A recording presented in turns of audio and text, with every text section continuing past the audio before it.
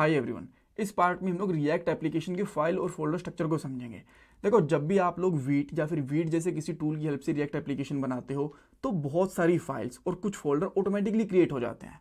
और as a developer हमें पता होना चाहिए कि इन फाइल्स का, इन फोल्डर्स का क्या यूज़ है, तभी आप लोग एक रिएक्ट के एक्सपर्ट बन पाओगे, रिएक्ट को अच्छे से डेप्थ में समझ पाओगे। ऑलराइट, तो सबसे पहले जो हमारी मोस्ट इंपॉर्टेंट फाइल्स होती हैं रिएक्ट ऐप के अंदर, उनको समझेंगे। आफ्टर दैट कुछ कॉन्फ़िगरेशन फाइल्स होती हैं, जैसे ES लिंटिंग की है, वीट कॉन्फ़िगरेशन है, उनके बारे में बात करेंगे। फोल्डर स्ट्रक्चर को समझेंगे, कहाँ पे हमें कोड लिखना चाहिए, कहाँ पे हमें कोड नहीं लिखना चाहिए, उसके बारे में आपको बताऊंगा। और कुछ इंपॉर्टेंट इंटरव्यू क्वेश्चंस भी आपको इस पार्ट के अंदर देखने को मिल जाएंगे।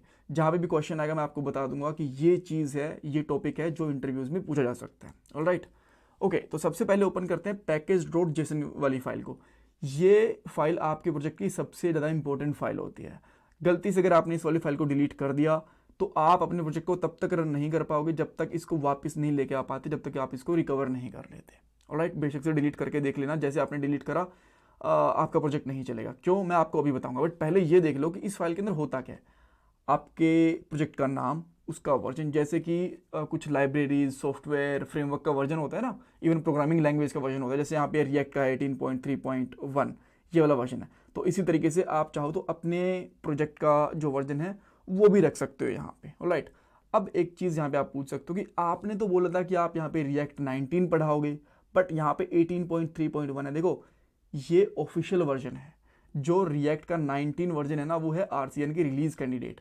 वो आने वाले 2-3 पार्ट्स के अंदर मैं उसको इंस्टॉल करके कैसे आप उसको रन कर सकते हो, उसके फीचर्स वगैरह है, सब कुछ मैं आपको बता दूंगा, टेंशन लेने की जरूरत नहीं है। बट ये आपका जो अभी एग्जैक्ट वर्जन है ना, जो करंट वर्जन है रिएक्ट का, वो बाय डिफॉल्ट इंस्टॉल हो रखा है। कैंडिडेट वर्जन होता है वो आपको थोड़ा सा फोर्सफुल इंस्टॉल करना पड़ता है। आपको पता चल जाएगा इसी सीरीज के किसी पार्ट के अंदर, आने वाले 2-3 पार्ट्स में पता चल जाएगा। ऑलराइट, सो देखो, यहाँ पे आपके प्रोजेक्ट का नाम, वर्जन वगैरह ये चीज़ें होती हैं।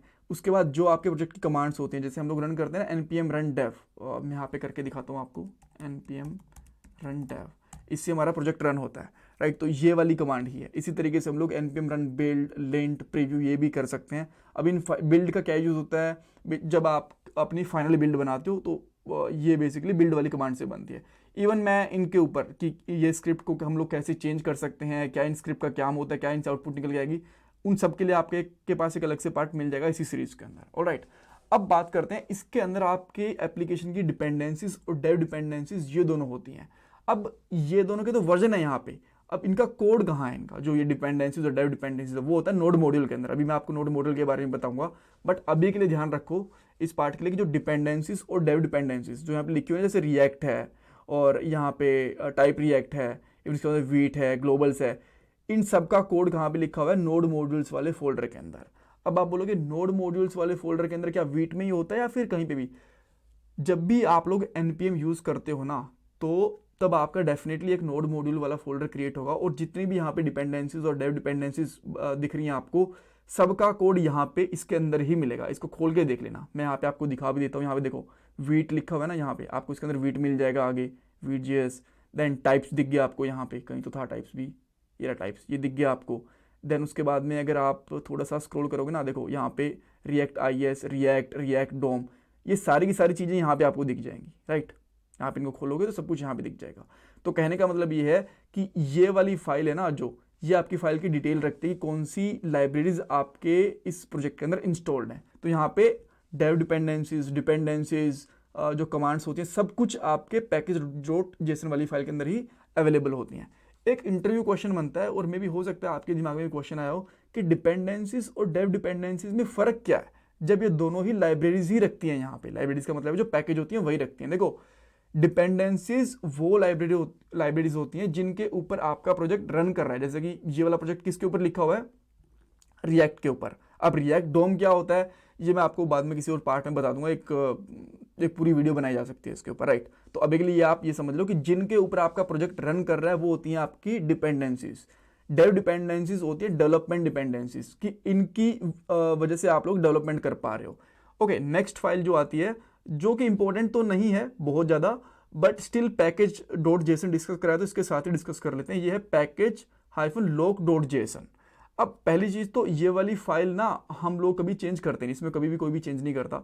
जो भी चेंजेस करना होता है जब आप लोग कोई नया पैकेज डालते हो या फिर कुछ भी पैकेज डॉट जेसन में चेंज करते हो, उसके बाद में बिल्ड वगैरह बनाते हैं ना, तो पैकेज डॉट जेसन में ऑटोमेटिकली उसके बाद अपने आप चेंज हो जाता है। तो ना तो हम लोग कभी इस फाइल के अंदर कोई छेड़छाड़ करते हैं, ना ही कोई चेंजेस वगैरह करते हैं, अपने आप हो जाता है जब हम लोग कमांड वगैरह रन करते हैं फिर कुछ इंस्टॉलेशन करते हैं तब। बट ये फाइल करती क्या है, देखो यहाँ पे जो वर्जन होते हैं ना वो एग्जैक्ट वर्जन नहीं होते। जैसे कि यहाँ पे 18.3.3 है, राइट, तो यहाँ पे 18.4 भी हो सकता है, ये भी हो सकता है यहाँ पे, ठीक है, जो करंट वर्जन है। इस डॉट का मतलब होता है कि मिनिमम आपको ये वाला वर्जन मिलना चाहिए, ठीक है। यहाँ पे आपके एग्जैक्ट वर्जन होते हैं, ठीक है, यहाँ पे आपको एग्जैक्ट वर्जन मिलेंगे। एक चीज तो ये।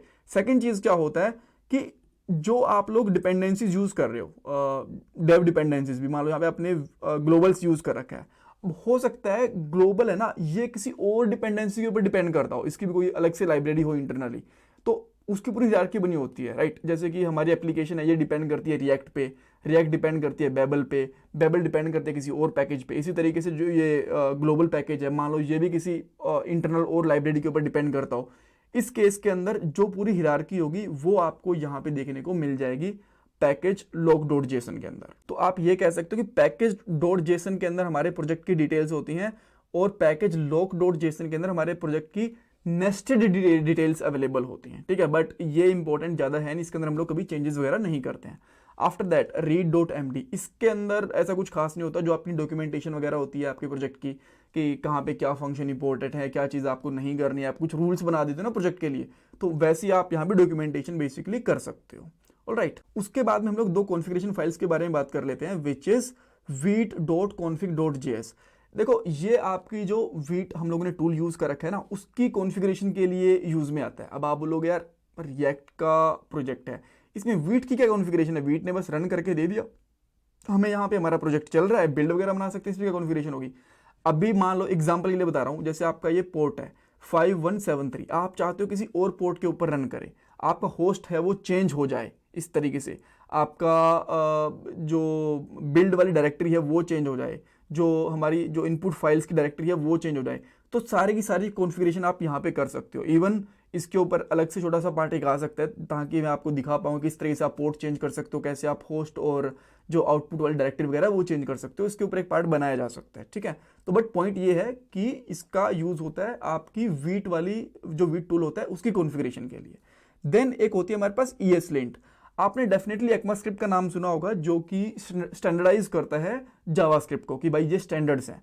तो यहाँ पे जो ESLinting होते हैं इसके अंदर मेंशन होता है कि कौन सी फाइल्स हमारी, बेसिकली आप कह सकते हो कि जो ESLinting होती है उसकी कॉन्फ़िगरेशन होती है कि कौन सी फाइल्स हमारी रेंडर होंगी, कौन सा ECMAScript का वर्जन होगा, लेटेस्ट वर्जन हम लोग यूज़ कर सकते हैं कि नहीं कर सकते, राइट, रिएक्ट का वर्जन कौन सा है। तो यहाँ पे आपकी जो ECMAScript की कॉन्फ़िगरेशन होती है वो होती है।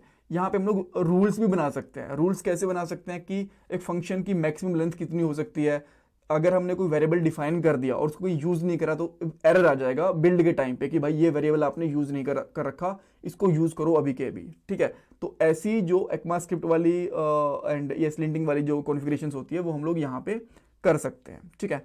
देन उसके बाद आती है गिट इग्नोर। देखो गिट आपको पता है, अगर आपको कोई बात नहीं ज़्यादा डिटेल में आइडिया नहीं है मैं फटाफट से बता देता हूँ। आप गिट की हेल्प से क्या कर सकते हो, अपने कोड को कहीं पे पुश करके रख सकते हो, सर्वर पे कहीं पे रख सकते हो। मान लो 10 डेवलपर काम कर रहे हैं, ठीक है, एक बंदे ने कोड को पुश कर दिया, दूसरा डेवलपर है उस कोड को अपने सिस्टम पे पुल करके उसका यूज कर सकता है, ठीक है। अब बट क्या होता है गिट इग्नोर में बहुत सारी फाइल्स ऐसी हो सकती हैं, बहुत सारे फोल्डर्स ऐसे हो सकते हैं जो नहीं चाहते कि हमारे गिट के ऊपर पुश हो, गिट के ऊपर अपलोड हो, ठीक है। तो वो हम लोग यहाँ पे मेंशन कर सकते हैं। बहुत सारी फाइल्स हैं यहाँ पे लोग वोग जो मेंशन कर रखे हैं। एक मेन चीज है यहाँ पे नोड मॉड्यूल्स, जो ये वाला फोल्डर है ना जहाँ पे हमारी सारी की सारी लाइब्रेरीज इंस्टॉल्ड होती हैं, इसको भी हम लोग पुश नहीं करते। अब क्यों पुश नहीं करते मैं आपको थोड़ी देर में बताऊंगा जब इसके ऊपर आएंगे, अदरवाइज हम लोग फ्लो टूट जाएगा, ठीक है। तो जब इस वाली पार्ट के ऊपर आएंगे तब मैं आपको बताऊंगा कि हम लोग क्यों पुश नहीं करते हैं। ओके, सो अभी आपको ये फाइल समझ में आ गई जो हमारी कॉन्फ़िगरेशन वाली फाइल थी, इंपॉर्टेंट फाइल थी। अब प्रोजेक्ट वाली फाइल्स के ऊपर आ जाते हैं। सो देखो आपके प्रोजेक्ट के अंदर एक ही आपको HTML वाली फाइल देखने को मिलेगी, index.html, और ये आपके ब्राउजर का एंट्री पॉइंट होता है। हमारे पास यहाँ पे दो एंट्री पॉइंट होती हैं, एक तो आपके ब्राउजर की यानी कि पहली फाइल कौन सी रन होगी आपके प्रोजेक्ट की, दूसरी होती है कि जावास्क्रिप्ट की पहली फाइल कौन सी रन होगी, ठीक है, इसके बारे में आपको बताऊंगा। सो ये आपके प्रोजेक्ट की पहली फाइल रन होती है और ये रन होते क्या करती है, बस टाइटल दिखा देती है, इस टाइटल को आप चाहो तो चेंज भी कर सकते हो और फटाफट से लोड कर देगी main.jsx वाली फाइल को, ठीक है। जैसे ही मेन डॉट जेएसएक्स वाली फाइल चढ़ गई, यहाँ पे लोड हो गई, तो ये फाइल क्या करेगी, आपका जितना भी रिएक्ट का काम होगा, जितना भी कोड होगा, उसको रूट वाले डिव में ऐड कर देगी। अब मैं आपको दिखाता हूँ ये वाली फाइल ओपन करके। जैसे मैं मेन डॉट जेएसएक्स पे जाऊंगा तो यहाँ पे लिखा हुआ है, यहाँ पे देखो रूट की डायरेक्टरी है, इसको लेके इसके अंदर आपका जो ऐप वाला कंपोनेंट है, इनकी मेन कंपोनेंट है, मेन फाइल है, वो यहाँ पे ऐड कर रखी है। तो बेसिकली करेगी क्या, मेन डॉट जेएसएल वाली जो फाइल है आपकी पूरी रिएक्ट एप्लीकेशन को रूट वाला जो आईडी है ना इसके अंदर रखेगी। आपको मैंने लास्ट वाले पार्ट के अंदर बताया भी था कि पूरा का पूरा प्रोजेक्ट इस आईडी के अंदर ही होता है आपका, ठीक है। सो इंडेक्स वाली फाइल आपकी इकलौती एचटीएमएल की फाइल होती है और ये आपके प्रोजेक्ट की एंट्री पॉइंट होती है। और जो मेन डॉट जेएसएक्स है ये आप कह सकते हो कि आपका रिएक्ट का या फिर जावास्क्रिप्ट का जो एंट्री पॉइंट होता है उसको आप कह सकते हो। उसके बाद में जो आपकी ऐप डॉट सीएसएस है ये आपकी सीएसएस के लिए यूज होती है, इंडेक्स वाली भी सीएसएस के लिए यूज होती है, ऐप डॉट जेएसएक्स है ये आपकी रिएक्ट वाले कोड के लिए यूज होती है। तो आप ये कह सकते हो जो सोर्स ये वाला फोल्डर है ना इसके अंदर आप अपना काम करते हो, इससे बाहर कोई भी आपको फाइल्स नहीं लिखनी चाहिए। मान लो आपको न्यू कंपोनेंट बनाना है, न्यू फाइल बनानी है, तो सोर्स वाले फोल्डर के अंदर रखो, इससे बाहर मत बनाओ। सोर्स का मतलब ये होता है कि सोर्स कोड जो आपका अपना काम कर रहे हो। अब ऐसा नहीं है कि अगर आप इससे बाहर एक बार के लिए चलेगा नहीं, चल जाएगा, ठीक है, बट स्टैंडर्ड यही कहता है कि सोर्स के अंदर ही रखो। जैसा आप देख पा रहे हो जितने भी कोड वाली चीजें हैं इसके अंदर रखी हुई हैं, इसके बाहर क्या है कुछ कॉन्फ़िगरेशन और जो बहुत ही जहां पे हम लोग कोड नहीं करते जिन फाइल में ज्यादा, वो वाली चीजें लिखी हुई हैं, ठीक है। अब बात आती है पब्लिक की। देखो पब्लिक में और यहाँ पे जो एसेट्स है ना इसके अंदर एक ही डिफरेंस है, वो मैं आपको बताता हूँ। आपके पास कोई ऐसी चीज है जिसको आपसे फर्क नहीं पड़ता कि अगर वो किसी को दिख भी जाए, मिल भी जाए, तो जैसे कि कुछ बहुत ही बेसिक इमेजेस हैं, फॉन्ट है, आइकन्स हैं, कोई बहुत ही बेसिक सीएसएस है जो आप नहीं चाहते कि कोई फर्क पड़ रहा है, तो वो आप यहाँ पे पब्लिक वाले फोल्डर में रख सकते हो, ठीक है।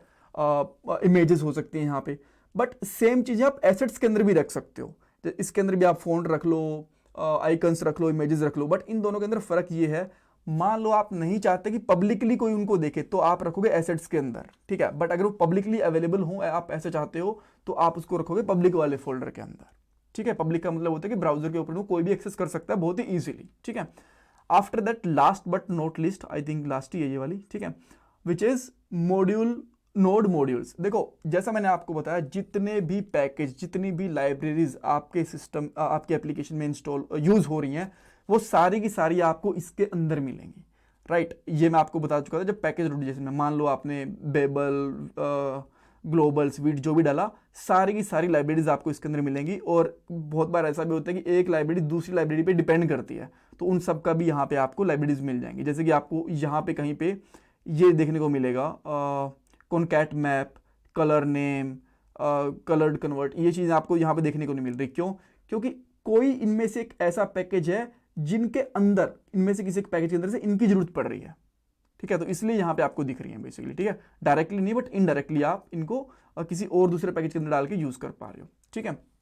ओके, सो पॉइंट ये आता है कि हम इसको पुश क्यों नहीं करते गिट के ऊपर। ये तो सबसे ज्यादा इंपॉर्टेंट है। अगर ये नहीं करेंगे तो दूसरे डेवलपर को कोड कैसे मिलेगा, ये लाइब्रेरीज मिलेंगी कैसे। देखो पहली चीज, पुश क्यों नहीं करते, ये बहुत ज्यादा हैवी होता है। मैं कोशिश करता हूँ अगर मैं इसको एक बार के लिए फोल्डर में ओपन कर पाऊँ, अरे नहीं, रिवील इन फाइंडर, हाँ, और इसका अगर मैं साइज भी चेक कर पाता हूं तो लेट मी सी,